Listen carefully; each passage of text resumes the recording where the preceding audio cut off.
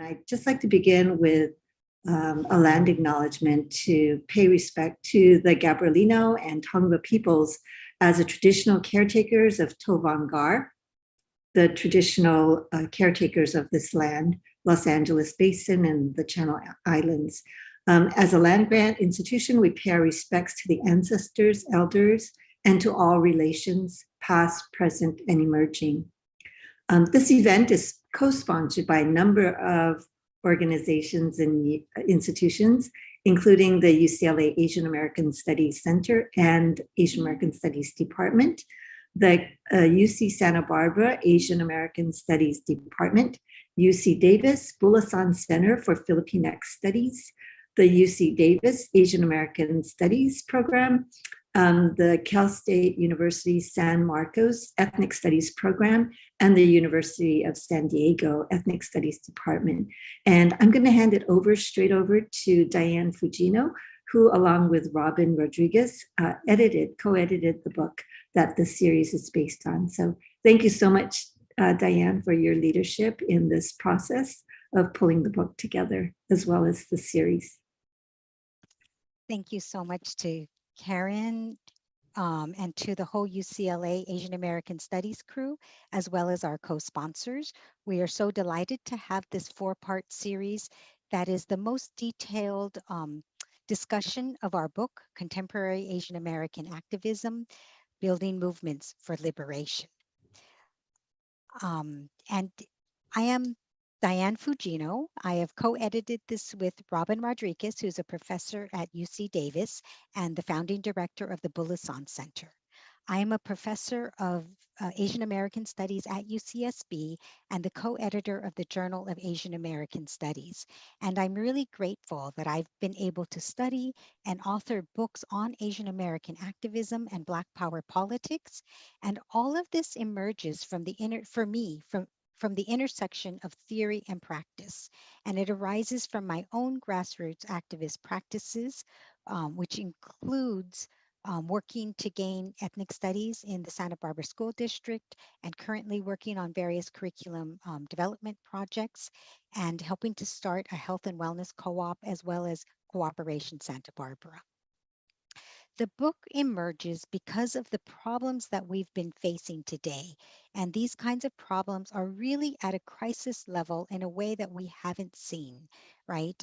Workers being exploited at the workplace, fierce struggles for unionization, and Asian Americans have a very long history of labor organizing. We're facing today severe housing crises, fascism rising nationally and globally, and some on this panel will speak about the recent elections in the Philippines. We are facing structural racism, anti-Asian and anti-Black, anti-trans violence, and a planetary crisis. And because of all of these issues, and because of the ongoing invisibility of Asian American activism and the still dominant narrative of Asian Americans as model minorities, which erases a need for protest, we wanted to gather together and amplify the kinds of knowledge that emerges out of our grassroots movements for Asian American liberation. And we gathered activist scholars and we gathered organizers, community organizers. And we started this to counter Asian American activism that's missing from history and the relative invisibility in the mainstream coverage of Asian Americans and of Asian American activism. And we began this with a symposium at UCSB in January of 2019. To both have public forums, public panels to talk about Asian American activism, and also to think together about the challenges facing Asian American organizers and to promote the knowledge developed through organizing.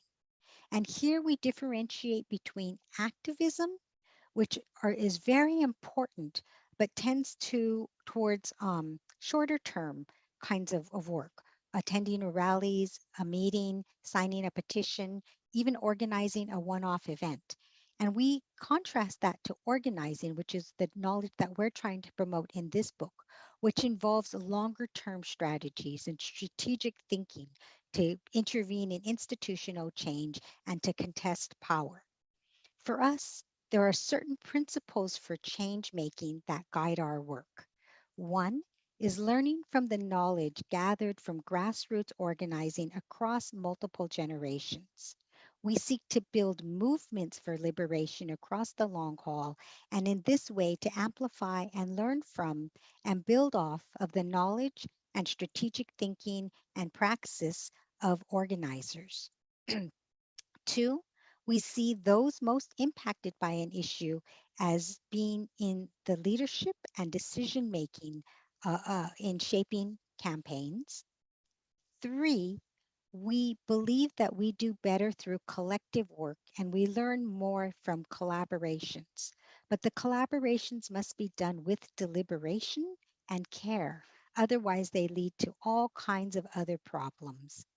Four, we believe in working in solidarity, and here we draw from the Asian American movement of the 50 years ago and the long history of Asian American organizing, where we believe that we need to address Asian American issues, but not only our issues alone, but always keeping in mind the impact of our decisions and our actions on the most structurally vulnerable among us. And so, learning from Indigenous knowledge, we work with attention to our human and non human relations. And five, we work to promote self care and collective care as we build movements that reframe narratives, provide material benefits, challenge racial capitalism and structural patriarchy, and ultimately contest power. So, our book, Contemporary Asian American Activism, consists of 12 chapters, plus an introduction and an epilogue. And it includes chapters such as Eddie Zhang writing about his efforts to establish Asian American studies inside San Quentin Prison, Pam Tao Lee, who was our keynote speaker at the 2019 symposium, reflecting on her 50 years as an organizer in Iwar Kun and other Asian American organizations and the environmental justice movement. We have scholar activist Mei Fu writing about the work of political education as revolutionary praxis in three organizations: the Providence Youth Student Movement focusing on Southeast Asian issues, the Hai Bei Trung School for Organizing, and the Nepalese Immigrant Women's Organization, Adhikar. Robyn and I had in mind young people, the generation who are Robyn and my children and the college students we teach when we wrote this book. And we also hope it has valuable information for teachers, for scholars wanting to learn more about Asian American activism, and for the curious and engaged reader. And we hope that you'll buy the book and read it and discuss it or form study groups with young people in particular, but with everyone across the generations, which is also important to us. And we hope that this book contributes in some ways to changing the narratives around Asian American activism and to learn the lessons arising from the tremendous organizing knowledge emerging from decades of Asian American activism. Thank you. I will now turn this over to our moderator for the panel, Jarel Umali. Thank you, Diane. Yes, good afternoon, everyone. I'm honored to be here with all of you as your moderator for this panel. Like Diane said, I am Jarel Umali. I'm an organizer with Anak Bayan LA, an anti-imperialist Filipino youth and student mass organization fighting for the genuine independence and liberation of the Philippines. And I also humbly serve the Asian American Studies Department at UC Santa Barbara, working very closely with Diane Fujino herself. So thank you, Diane, for giving me this opportunity to speak with all of you. Maybe if we can have Gayang introduce herself first and a little bit about her chapter, and then Nico and then Javaid. Thank you so much, Jarel, and thank you the organizing team for creating this space and having me here today. Hi everyone, I'm Kayong Chung, an assistant professor in Asian American Studies at UC Davis, and I'm also a board member at NACASEC. So today I'm very honored to introduce my chapter, Dismantling the Undocumented Korean Box, Race, Education, and Undocumented Korean Immigrant Activism for Liberation. So currently there are 1.7 million undocumented Asian immigrants in the United States, making up 16% of the nation's 11 million undocumented immigrants. Among them, 192,000 are undocumented Korean immigrants. They are the 8th largest undocumented population of the nation, and 1 of every 7 Korean immigrants is undocumented. In my chapter, I argue how education allowed the undocumented Korean activists to be uniquely positioned to challenge depictions of them as quote-unquote deserving or quote-unquote disposable, 2 dominant narratives framing undocumented, particularly undocumented Asian immigration. Their aspiration for education was shaped by the pressure to prove their citizen worthiness through conformity to the existing system. But education also became a way for them to fight for justice for everyone. For instance, their liminal and precarious living experiences coupled with persistent racialization motivated them to create radical spaces for racial dialogue through multiracial, intergenerational, and intersectional solidarity with other minoritized groups. So I argue that ultimately, young undocumented Korean immigrants are helping to create a new vision of Asian American activism in this era of continued US imperialism and uneven globalization. My chapter draws on the multi-sided and community-based participatory research from 2013 to 2020. I conducted this research in LA, Chicago, New York, and under Virginia, working closely with various Korean American organizations, including the Nakasek Hana Center, Minkwon Center, and Korean Resource Center. In spite of all the emotional challenges of looking back on the painful moments and struggles they had experienced, my research collaborators, interlocutors chose to join my research because they believed that the voices of undocumented Korean, undocumented Asian immigrants should be recorded and heard in public. So my chapter was structured, analyzed, and written with the hope that their challenges and stories will become more visible. In this regard, again, I sincerely appreciate this space where I can introduce their fearless activism and echo what they want to do for the collective liberation for everyone. Thank you.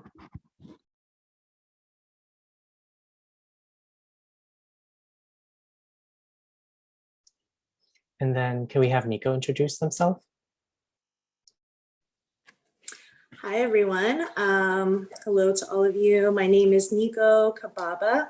I'm the National Secretary General of BAYAN USA, and we want to thank everyone for being here, as well as allowing us to be part of this very important book, especially because, for us as BAYAN USA, we are an alliance of over 30 progressive and anti-imperialist Filipino organizations that are educating, organizing, and mobilizing our communities to fight for the rights and welfare of our fellow Filipinos here in the United States, but more importantly, linking that to our motherland, the root problems that really force our people, 6,000 people every single day, to migrate abroad in search of work, livelihood, and a future.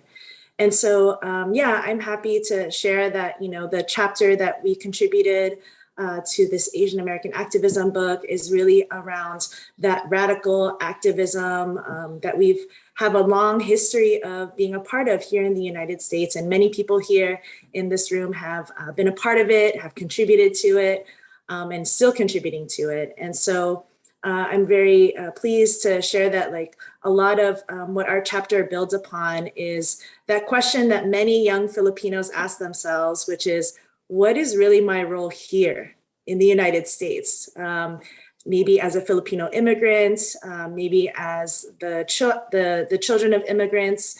It's important for us to recognize that the story of our family's migration is very much so connected to a long legacy of resistance. And so for us in BAYAN USA, we really wanted to contribute a chapter that shares a little bit more of that history that we don't get a chance to learn about every day. And so when we talk about what does it mean for Filipinos since the early 1900s to the late 60s, being part of radical movements that not only talked about our responsibility to work on issues here locally, but also talked about what's happening in the Asia Pacific region when it comes to geopolitics, when it comes to military aggression and wars that really harm our families, our loved ones, and our homelands. And so for us as BAYAN USA, we wanted to contribute a chapter that kind of speaks to what inspires young Filipinos who might not have ever been to the Philippines or might not have ever been to the Asia Pacific region. Why should they be involved in this internationalist struggle against US monopoly capitalism, right? A big beast that in many ways creates the conditions that force our families to work abroad. And so this chapter really contributes to sharing some of the lessons that we've learned in our organizing, as well as connecting it to why it is important for us as Filipinos to be integrated locally in our different neighborhoods, on our campuses, to really be one with the community. But then what does it also mean to relate that to our own political awareness of what's happening overseas? And so we talk a lot about what it means to actually go and visit the Philippines or visit other international areas where you get to see for yourself firsthand the humbling experience of not only the poor conditions as well as underdeveloped conditions of a third world country, but what does it also mean that there's a thriving and exciting mass movement that's there that embraces you as someone who maybe wasn't born in that country, but you are fully embraced and immersed in their struggle because you're listening to their stories of peasant farmers, because you're on the picket lines with trade union activists. And so a lot of our members actually contributed their firsthand stories of what that was like for them and how that radicalized them to want to give more, not only to the long-term struggle of national independence and genuine democracy in the Philippines, but to the whole struggle against imperialism and this whole struggle for a new world. And so I think, in the spirit of, internationalism, as well as in the spirit of Yuri Kuchiyama, who also got a chance to visit the Philippines with BAYAN and integrate into the different, local progressive organizations, got a chance to see like, wow, we can win a new world if we do this together. And so just wanting to share that's an important piece for us. And we hope folks can read the chapter and the rest of the book because as a whole, it's a beautiful contribution to our Asian American activist history. Thank you, Nico. Javaid, are you on with us?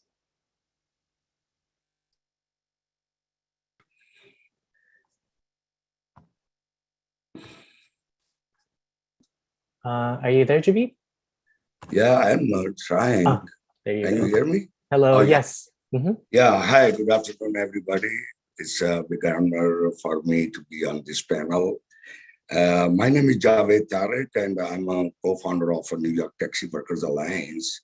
This is the union for taxi drivers. Doesn't matter, you drive Uber car, Lyft, green cab, yellow cab, livery. We are organizing them all for the better life of taxi drivers. In our membership, we have over, at this time, 30,000 members who pay their membership dues, and we run by the membership of this organization. And we are the 57th National Taxi Workers Alliance affiliated with the AFL-CIO. And this is the only one union which is not covered by Department of Labor. So we built our power by the members, and we are fighting for the working class people to bring them on bargaining table with the city agencies and other partner of this industry. So we started it actually 1996, but we incorporated as a non-profit organization in 1998, from 1 member to 2 and 2 member to 3, and now we have 30,000 members, and we are keep fighting for the better life of drivers. We have over 100 countries people in our organization. Among them, 60 to 70% members are in this industry are South Asian. The biggest part is Bangladesh, Pakistan, India, and also some part of Chinese, Indonesian, Korean, Bhutan, Nepal, Tibet, Myanmar. So these drivers are all together in our organization, and which is really bringing awareness among these all working class people how to fight back. So that's the way we are building our power, building our unity among these all drivers, and keep fighting for the better life of drivers. All right, thank you all. So we have some amazing panelists with us today. And I forgot to mention that this session focuses on chapter 2 of the book on contemporary Asian American activism, focusing on internationalism and local struggles. So let's swiftly move to panel questions. We only have a short time together, so we're only going to have about 20 minutes for panel and then 20 minutes for Q&A. And for the audience, please feel free to drop a comment throughout the panel if questions pop up. With that said, I'd like to start us off with saying, across your chapters, you all talk about 3 very seemingly different struggles, right? But really the common thread that weaved all of your chapters together was this struggle, and what I see as the international struggle against neoliberalism or US imperialism. So my first question for you all is, how have neoliberalism or US imperialism specifically impacted the conditions on the ground, and how are they shaping people's fight against it? I know, Nico, you've talked about this some already. Maybe we can start with you. Oh man, you can have a whole day talking about that, right? Okay, let's try. But I think it's a good question to ask in terms of how it's shaped, our work in the Filipino community. I think neoliberalism for us has really, one of the biggest things has produced a colonial mentality. And so that colonial mentality, which is deep, deep in our community, has really meant that the US's presence, since the early 20th century meant a counter-insurgency campaign or counter-revolution campaign that meant that Filipinos were not allowed to raise the Philippine flag, not allowed to speak their native language in their own country, right? We're not allowed to read about books about their history, patriotism, or any sort of revolutionary, context. And I think that kind of colonial mentality can travel across oceans and is inherited throughout generations. And I think that is a product of neoliberalism as well as US imperialism. And so what does that mean for us is that what we see, how it affects our forces on the ground is that the education of our youth, of our professionals, workers, and farmers, they are prepared for export. They are not prepared to fight against a colonizer. They are not prepared to defend their history. They're not prepared to defend, their future, right? Or for that matter, they're prepared to export themselves all across the globe. And so that's why you have Filipinos in over 200 countries across the globe. That's why you have Filipinos that are over concentrated in our hospitals and our nursing facilities, right? It is by design. And so that is not because of the compassionate care that Filipinos have. I think there's compassionate people across all communities, but I don't think that should be exploited, taken advantage of, or oversimplified to basically erase the US colonizers' desire for cheap labor amongst our people. And so that is a large part of how neoliberalism and since the 80s and US imperialism has shaped us, because now you have Filipinos in the workforce that are the frontline workers in healthcare, right? Who used to be invisible and then for the past couple of years somewhat celebrated for putting their lives on the line. But then you have both the US president and the Philippine president ignoring their basic needs, right? You have severely under-resourced and severely understaffed hospitals, skilled nursing facilities in which our people are getting taken advantage of. And you have a baby boomer generation that's getting much older that needs more care.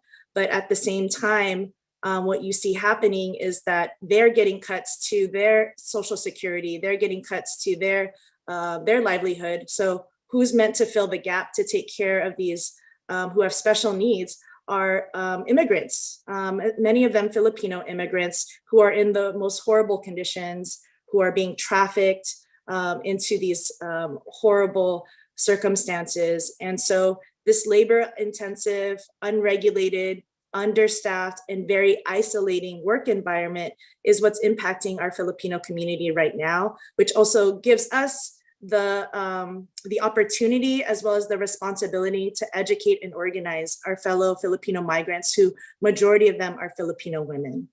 And so we are doing that. We have Migrante chapters all throughout the United States, and migrants who are part of our youth organizations as well as part of our women's organizations, because enough is enough.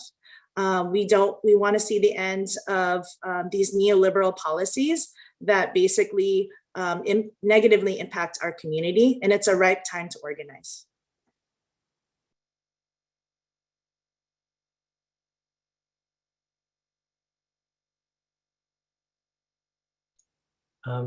Either Gayang or Javaid? Go ahead. Yeah, so let me start from 1970s when the taxi drivers used to be employees. They were not on a salary basis, they were on commission based. It's called dependent workers. So the cab driver was going to the fleet, pick up the car and drive, and they split the meter 49 and 51%. There was a union for them, which they were paying $3 per day, their union dues to the union, and they have a paid leave, they have a sick leave, and they have a retirement, they have other all benefits. But in 80s, neoliberalism attacked on this industry. So there was some that those union was sold out and they made it a leased system. It's called independent workers. So when it comes a leased system, driver lost all benefits. So they cannot, they are now independent and they can just go pay their lease in advance and take the car out and they drive. So that the fleets or owners' income was guaranteed, but for the drivers, the income was not guaranteed. So when we started in 1998, we started against this neoliberalism, organizing the drivers. In 98, we had a strike, and this strike is a historic strike in American history for the taxi drivers.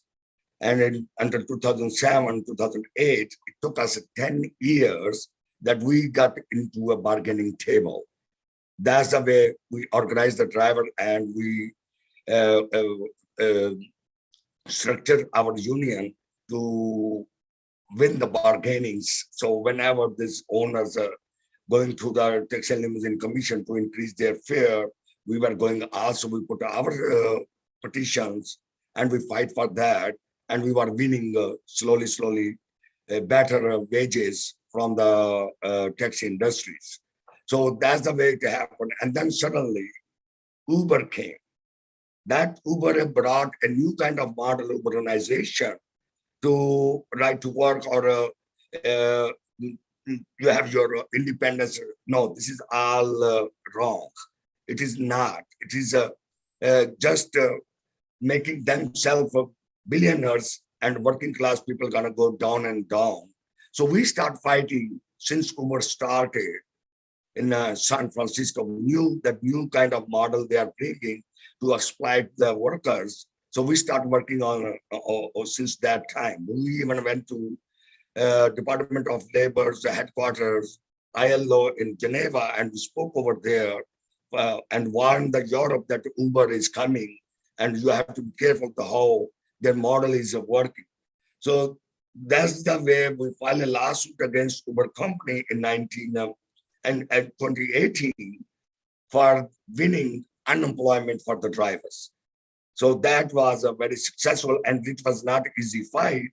We had to file a lawsuit against Uber. We had to file a lawsuit against the governor who was taking, Governor Como, who was taking the Uber side.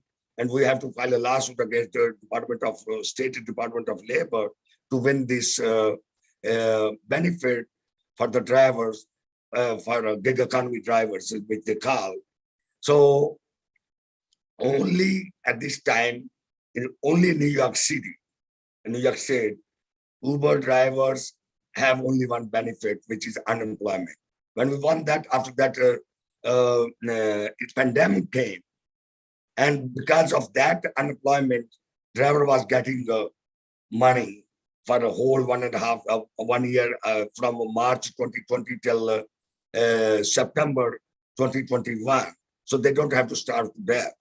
Also, we were fighting against these companies, Uber company, because they were stealing money from the drivers. So we filed a lawsuit, and in 2017, we won $86 million back wages to the drivers. And now we figured out that they paid at that time only 20%. They have to still pay 80%, which is $1.2 billion. And we are working with the Attorney General, the New York Attorney General, Tisha James, that we want to recover that money for those drivers. So that's the way they are bringing this model to break down the workers. It is unfair. For recently also we won $17.33 minimum wages for taxi driver, for the Uber Lyft drivers. We also, again, March, we won 5.3% again, more increase. And on 24 March, we are having another hearing because we want more fair increase for the drivers, because at this time what Uber is doing, they are charging certain amount of money from the passengers, but they are giving the driver just a little bit money by the mileage. And sometimes it become like a 65 to 70% commission Uber is taking. So this is a big fight against this neoliberalism and this kind of a model. So we want that whatever they charge money from the passenger, they should pay 85% to the driver, and they can give 15% commission for them.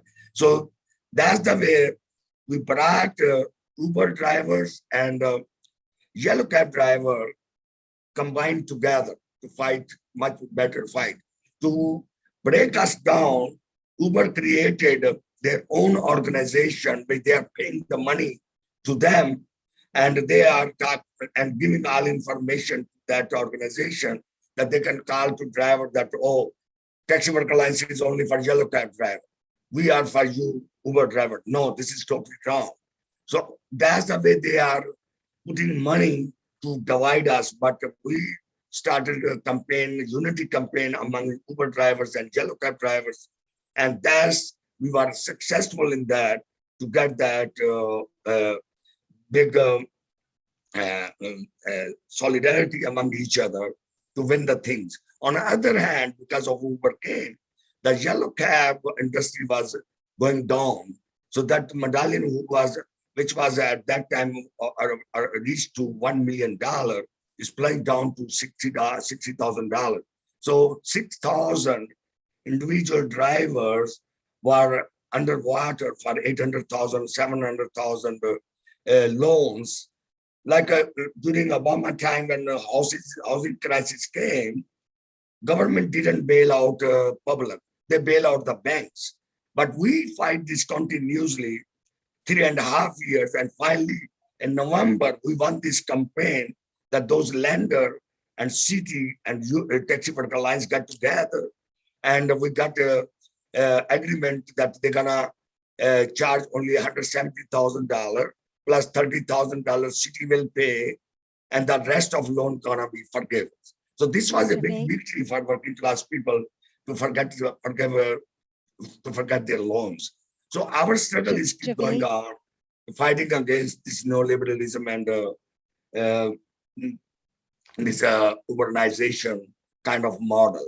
We are bringing back this industry be unionizing, and like just recently, Amazon workers won, and now Yes. Uber or now Yes, Starbucks Javaid? people are coming. It's so great.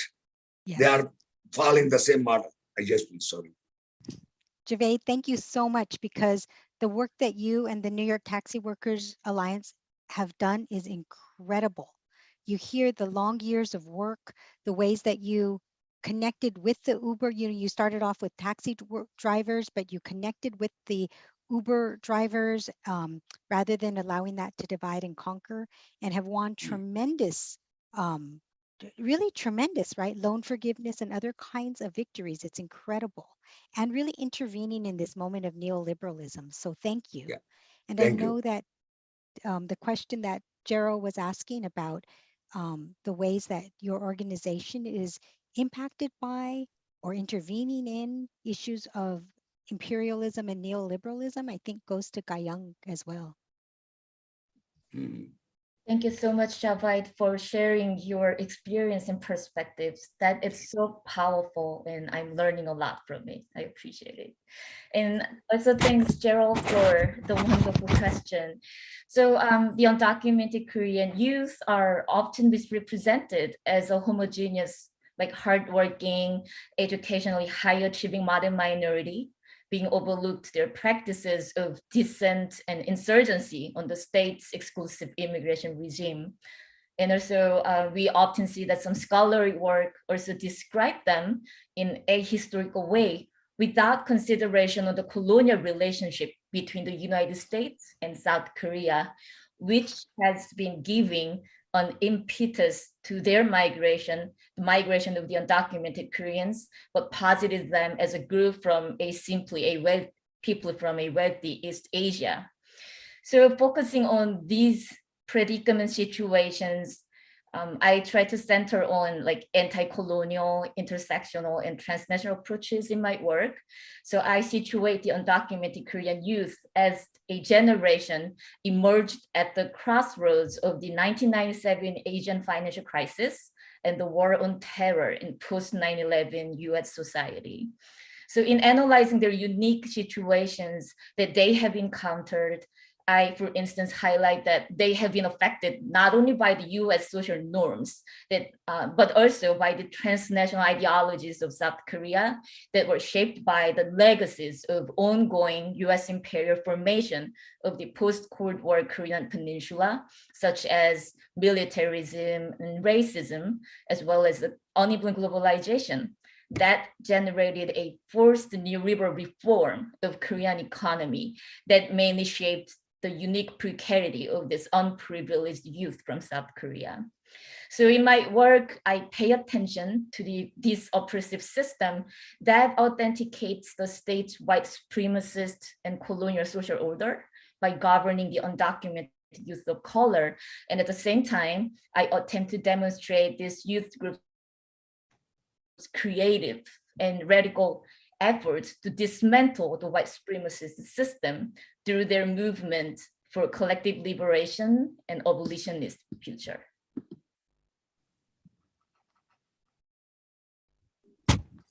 Right. Thank you all so much for uplifting these struggles and really write these rich histories of resistance. So much to learn from all these different movements. I had another question, but I think we'll move on to Q&A. And if we have time, maybe we can go back. But if folks are ready, I will quickly look up the Q&A questions. So this one comes from JC, and he asks, given the offshoring and forced migration that happens under neoliberalism and imperialism that is framed as jobs being taken away by workers in or from another country, what are ways for there to be international solidarity among workers? Great question.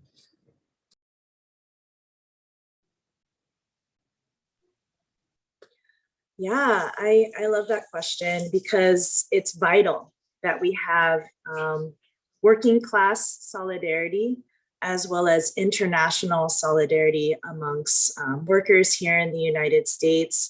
I think for us in the Long Beach area, some of the things we've done is actually introduce our Migrante members to like warehouse workers and other hotel workers in their local cities, and actually have solidarity exchanges, which is very concrete, right? Because it's even across barriers, language barriers, there can be that people-to-people relationship building, which I think is very crucial.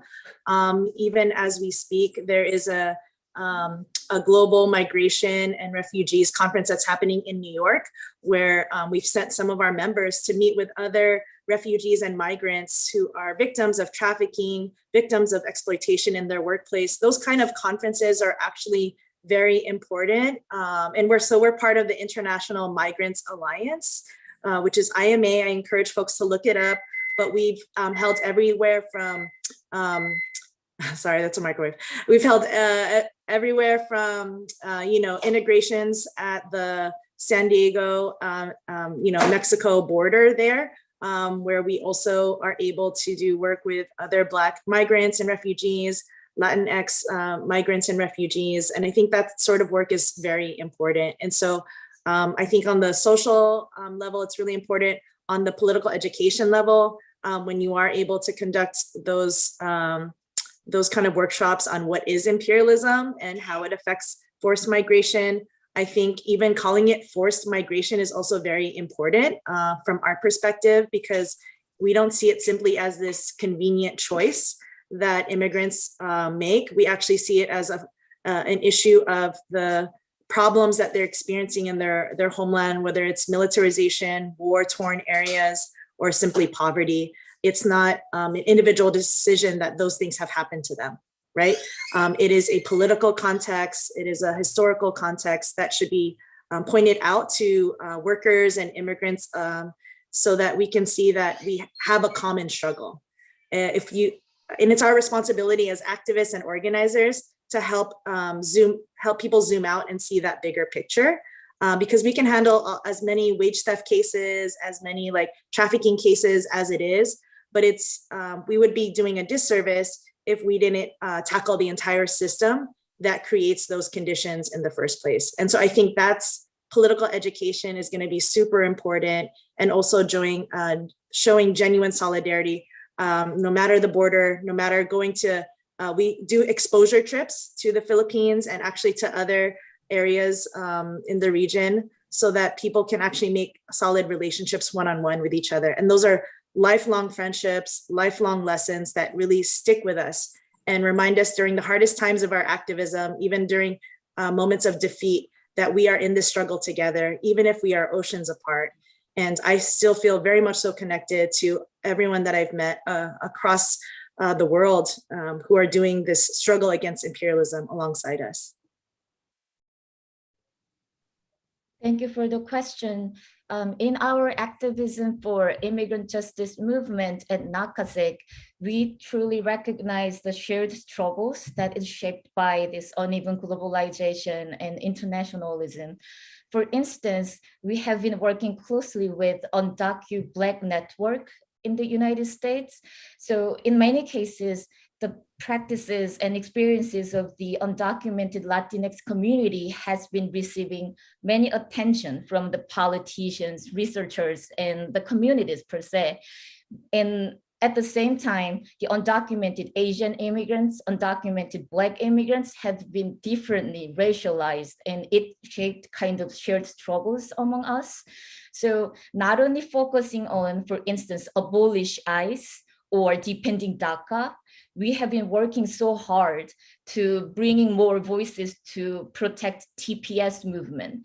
So TPS, temporarily protected status, is usually connected with the undocumented migrants from Nepal, or countries in Africa, or the areas in the middle, like Central America.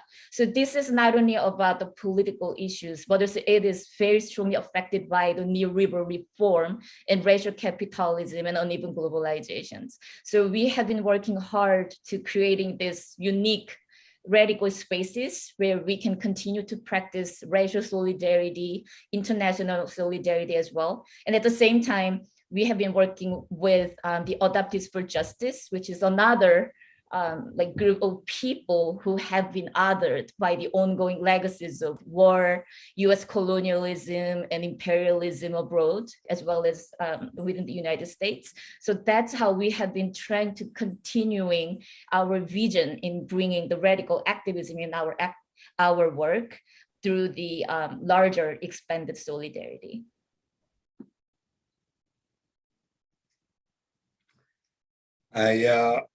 This is also, we are not just focusing on taxi drivers, but just think about there is people from 100 countries are driving. So they are families, might be their wives or daughters are domestic workers, might be their son are construction workers, or maybe they have some relatives who are still undocumented. So we are working all together, and we have a big solidarity among the workers who are not legal, but undocumented workers. And we are always standing with them for the better life of the driver. In New York City, we have a big coalition. And even though we have many times stand with them, and we shut down the Brooklyn Bridge as a protest with the undocumented workers. Also, this is not just activism is only for undocumented or wage theft or other things also, but there is also so many problems in a religion way.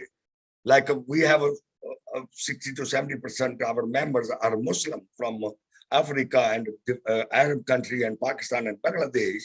And during we stand with them for the solidarity of a Muslim ban when Trump started Muslim ban in 2016. We shut down the airport, JFK airport. And that was so successful that we wanted to shut down only for 1 hour, but it was shut down for a whole night. So that kind of solidarity we are doing with other organizations, which really bring us all together. If we fight in a mass movement, we're gonna win. Having a small protest here, small protest here, small protest, it don't work. If we all are together and fight together in mass, that is winnable. Yep, well put. The importance of solidarity. I want to take this great question from Nicole, a really important one. How can students support your organizing work? Are undergraduate students too young to join your organizations? And I'm jumping in because I want to start with Jarel, who himself is a recent graduate and is doing all kinds of organizing. And then if others want to jump in as well. Jarel, will you start off? Okay, now I'm a panelist. Okay. So your question was on youth organizing, and well, what was the question again? I'm sorry. It's asking about how students can support organizing work, Right. and are undergrads too young to join your organizations? No, I think no. It's never too early to start organizing. I had my own start in organizing actually in UC Santa Barbara. Actually, Nico was one of the first people to reach out to me and organize me. So being on this panel is definitely full circle for me.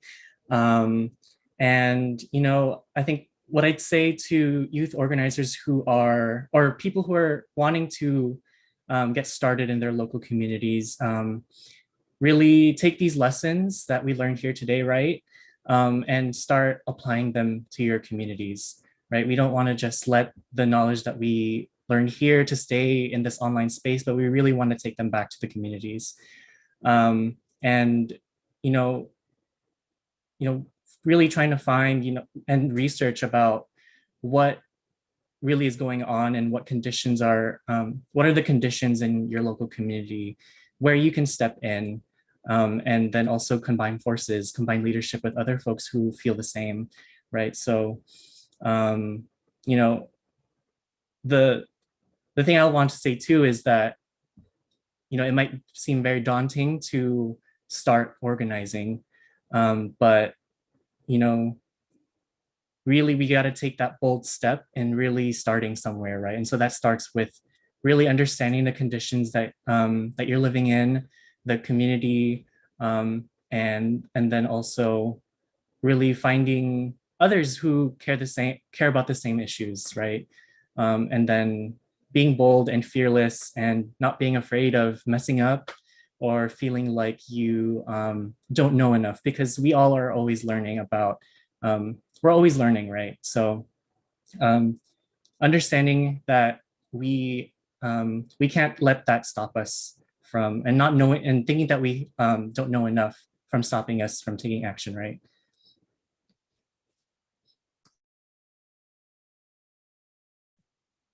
Maybe if I can add, is that okay? Yeah, shout out to all my young people on this panel and my formerly young people like myself or other educators. We all came from the youth, right? A lot of us here, I know Diane had youth activism, right? This is why this book is so important, is because we're trying to pass down to all of us here, sharing the best lessons, sharing our experiences, and hoping that you all will gain your own experiences in the process. Because we're gonna give you what we have so far, but we are now in 2020 in the era of COVID pandemic, and it's a new ball game right now where we actually have to step it up in new ways. And I will say that the youth, no matter what your age is, I think in Anak Bayan, one of our youth chapters, the youngest that you could be is 13. For Gabriella, it's 16, just to give you a sense, right? We organize not just only youth, not only elders, we organize whole families.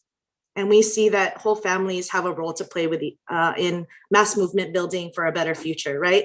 And I just want to say, because I think people are alluding to it in the chat, we are in the context of Philippine elections right now, which the youth actually both in the Philippines and abroad actually play a critical role. In the Philippines, they made up half of the electorate, the voting population.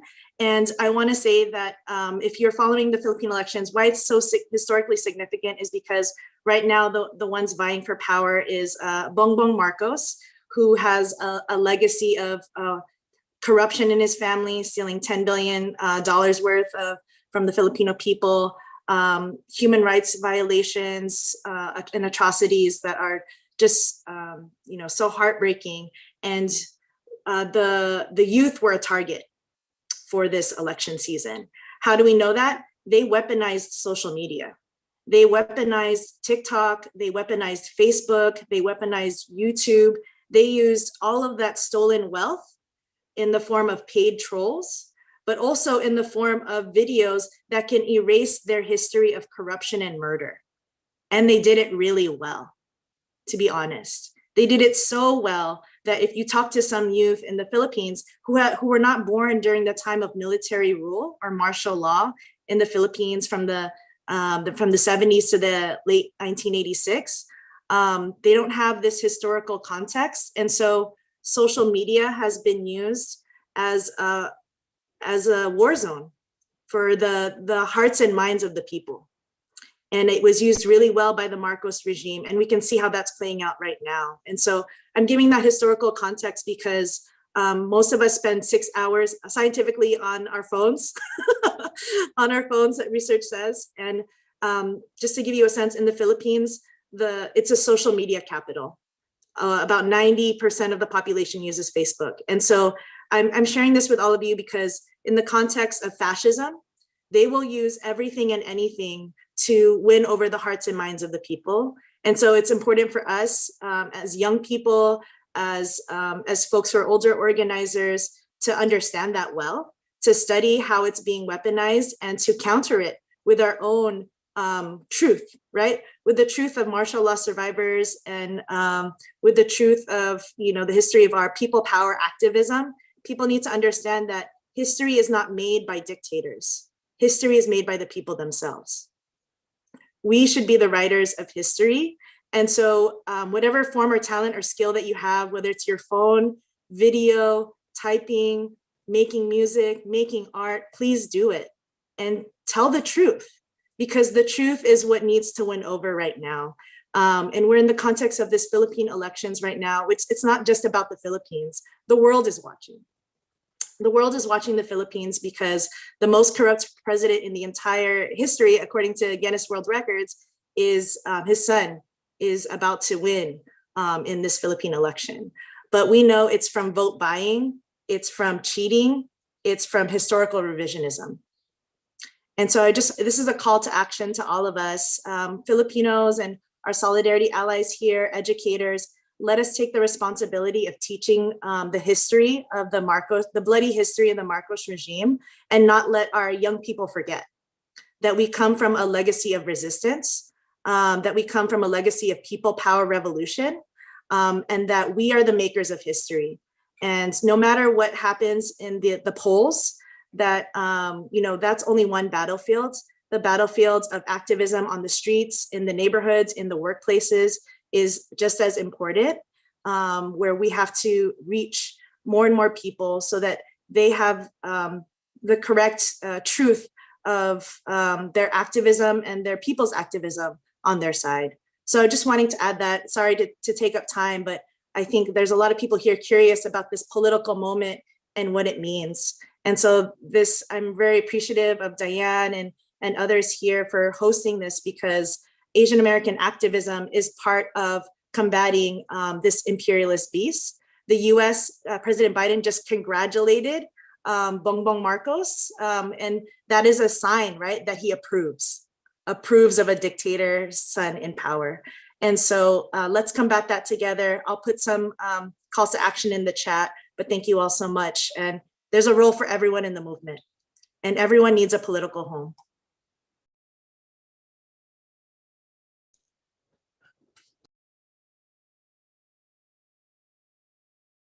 Go ahead, Javaid. You seems like you wanted to say something. Yeah, I'm very glad to see nowadays the more and more young people are getting into activism.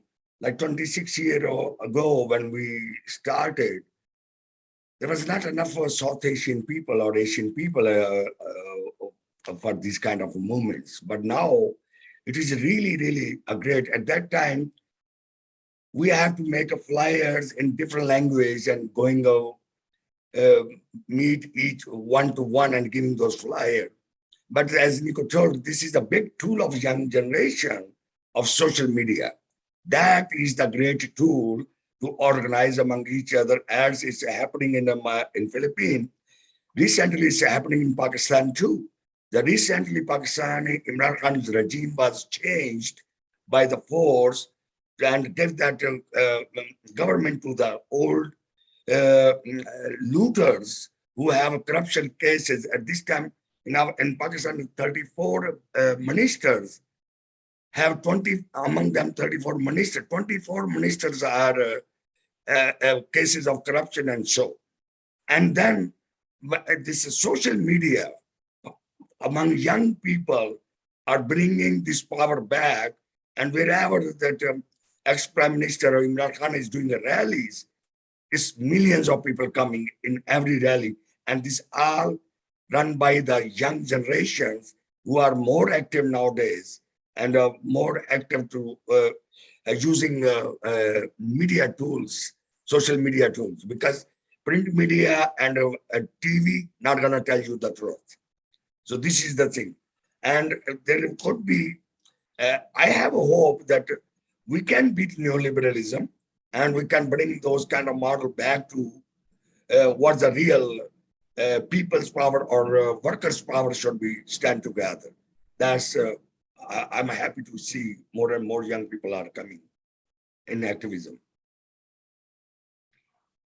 All right. Well, thank you all so much for this amazing discussion. And I think that's it, folks. Thank you so much to our amazing panelists. A big virtual round of applause for them for imparting their knowledge onto us. And I also want to thank the attendees here today for tuning in and participating in our great discussion. So, it looks like we learned a lot, right, in this short hour together. So let's not, like I said, allow what we gained today to stay in this online space. And let's really take these lessons to our communities, to our classrooms. Let's put these lessons into practice, because what good are these ideas if they're only going to stay with us, right? So if any of the organizations that were represented here today resonated with you, or you want to get involved, or you want to get guidance on where to start in your own community, if panelists are okay with actually sharing their contact info or social media, where they can be reached, let's get folks connected, right? Let's get them connected to your amazing work and all that you're doing, and let's really build people power. And let's keep asking those great questions, because I know there was a lot in the chat. Diane, do you have anything to say to us to close us off? Oh, thank you. I put it in the chat, but I think I just want to say, this was so inspiring, and the call that Nico made to study and learn and get involved is part of what we're hoping that this book will do. So please get a copy. I put in there the website for it if you want to learn more about the organizations involved, Asian American Activism.org.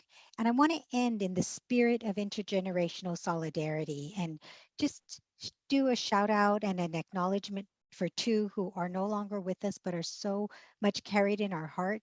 And that's Amado Kaya Rodriguez Kayan, whose the epilogue focuses on him. That's Robyn Rodriguez's son, who was in the Philippines doing this kind of work that the BAYAN chapter represents. And his birthday is May 9th.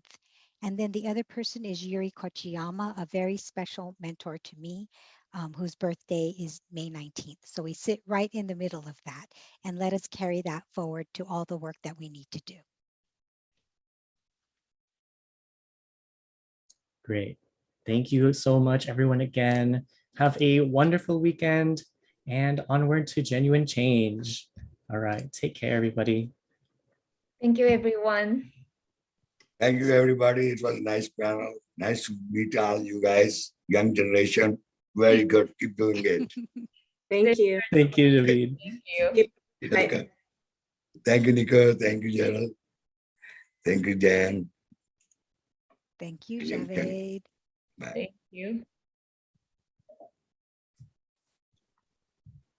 So it seems that I have some internet issues. I couldn't use my cam from some point, but I'm glad that I was able to cover my part without that issue. And thanks again for Jarel. I really appreciate your questions. And Javaid, it's my honor. Great work, Ken. Great work. All of you guys doing good work. Thank you so much. Yeah. Thank you. Thank you, everyone. Bye-bye. Thank you so much for the organizing team at UCLA. I appreciate it. Wonderful. Likewise, you're all extraordinary. Thanks for taking time to share with us.